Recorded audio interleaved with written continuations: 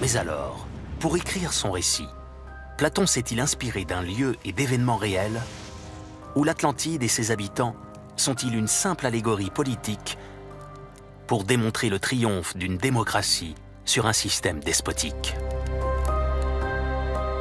Dans ces deux dialogues, Timée et Critias, Platon ne laisse aucune place au doute. Il l'affirme à plusieurs reprises, cette mystérieuse civilisation a bien existé et les événements qu'il relate sont des faits réels.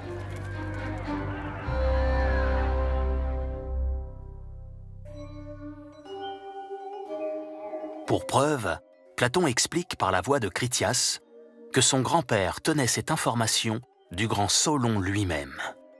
Un homme d'État et législateur respecté dans toute la Grèce antique et considéré comme le père de la démocratie à Athènes.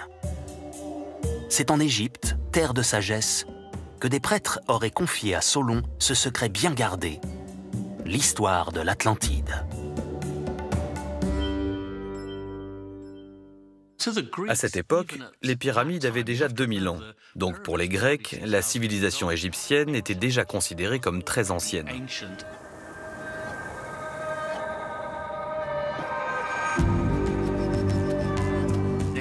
Ils considéraient l'Égypte comme une civilisation très authentique. Selon eux, les Égyptiens étaient un peuple un peu mystérieux et très religieux, et sans doute détenteurs de très nombreux secrets. Alors pourquoi ne connaîtraient-ils pas l'Atlantide ? Pour beaucoup d'Athéniens de l'époque, l'existence de cette île dans un lointain passé semble donc crédible. Mais certains contemporains de Platon doutent de la véracité de son histoire, à commencer par son illustre élève, Aristote. Aristote ne croyait pas du tout à cette histoire d'Atlantide. De manière plutôt sarcastique, il disait que Platon pouvait faire apparaître une nation et décider ensuite de la détruire, simplement pour faire valoir son point de vue philosophique. Le fait est que le point de vue d'Aristote semblait assez juste, puisqu'il n'est fait mention de l'Atlantide dans aucun document historique de l'époque.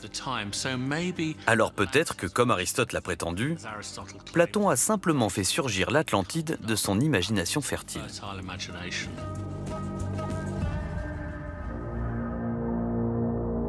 Dans la Grèce antique, les vieilles histoires étaient sans cesse réécrites et remises au goût du jour.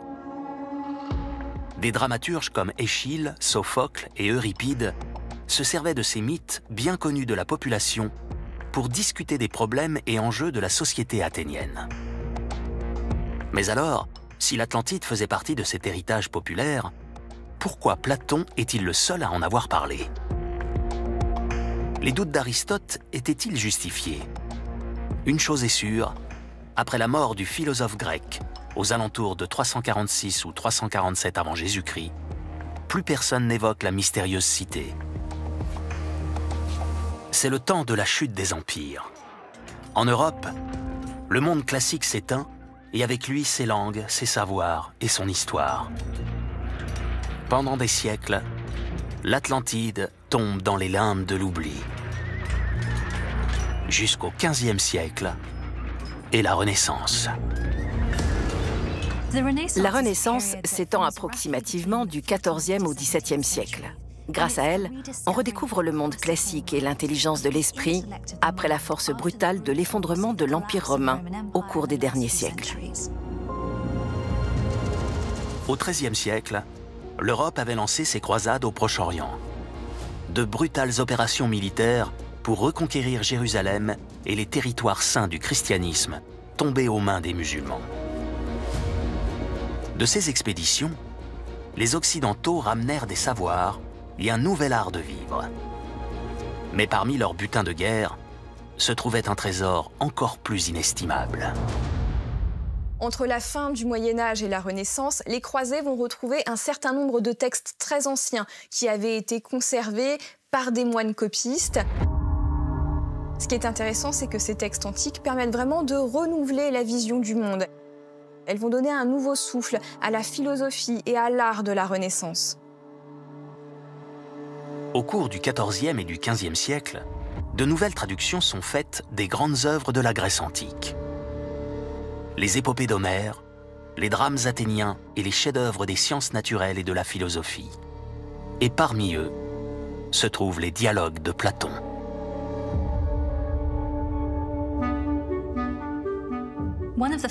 À l'époque de la Renaissance, on découvre des parties manquantes de l'œuvre de Platon, des parties dont l'Occident n'avait pas connaissance et qui ont permis la redécouverte de ses écrits sur l'Atlantide.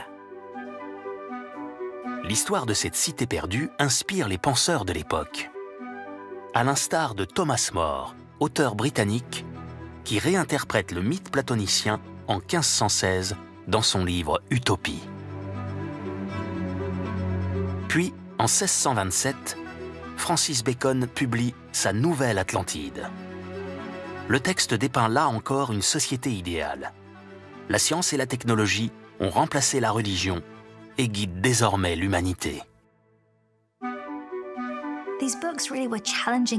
Ces livres mettent les lecteurs au défi d'essayer de réfléchir à ce que devrait être la société parfaite. C'est tout à fait révolutionnaire pour l'époque de penser que l'État et l'Église ne doivent pas contrôler vos vies et que vous avez un libre arbitre. C'est à vous d'expliquer et de décider ce que devrait être la société humaine parfaite. L'idée est de créer une meilleure civilisation et ainsi un monde meilleur. Mais cette période n'est pas seulement synonyme d'effervescence intellectuelle. Avec la Renaissance, vient le temps des grandes explorations. En 1492, l'Italien Christophe Colomb pose pour la première fois le pied en Amérique. Cette découverte ouvre la voie à l'exploration d'un nouveau monde en Atlantique et au début de la colonisation.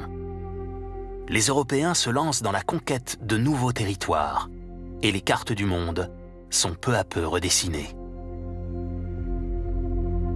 Lorsqu'on découvre le Nouveau Monde, on fait un lien intellectuel immédiat avec les écrits de Platon sur l'Atlantide.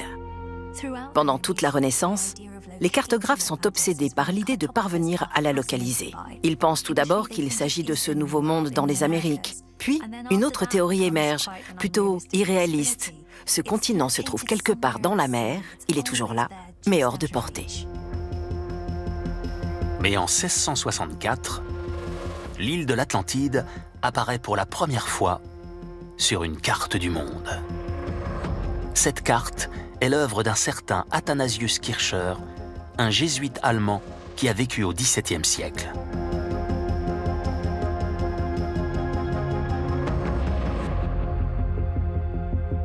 Athanasius Kircher est un religieux qui s'intéresse à de très nombreux domaines. Il va par exemple travailler sur l'Égypte antique, mais aussi sur les dragons volants. Kircher prétend s'être appuyé sur des cartes égyptiennes antiques, mais aussi sur les textes laissés par Platon pour pouvoir placer l'Atlantide sur une carte. Il a suivi les contours de la Méditerranée, il a passé les colonnes d'Hercule, donc le détroit de Gibraltar, et ensuite, à partir de là, il a trouvé le lieu qui semblait correspondre et il a dessiné la forme de l'île. Cela dit, ça reste assez flou au niveau méthodologique et on ne sait pas vraiment comment il a procédé. Mais cette première représentation de l'Atlantide accrédite aux yeux du monde la thèse de son existence. Pendant plusieurs siècles, elle va même servir de point de repère aux esprits les plus imaginatifs, à l'image de Jules Verne. En 1870, dans son célèbre roman « 20 000 lieues sous les mers », l'auteur français défend cette théorie. L'Atlantide aurait bien sombré dans l'Atlantique suite à une éruption volcanique. Lorsque Jules Verne emmène le capitaine Nemo au cœur de l'Atlantide, il captive la population avec l'idée que cette civilisation perdue pourrait exister. Grâce à la popularité de 20 000 lieues sous les mers, les gens sont soudainement devenus obnubilés par l'idée que l'Atlantide pourrait être réelle. En filigrane, Jules Verne soulève cette simple question. Et si Platon avait dit vrai? Et si l'Atlantide avait réellement existé? Je pense que si l'attrait pour le mythe de l'Atlantide persiste, c'est parce que l'idée qu'il existe quelque part une cité perdue, une métropole étincelante qui a été engloutie, est à la fois très intrigante et un peu terrifiante.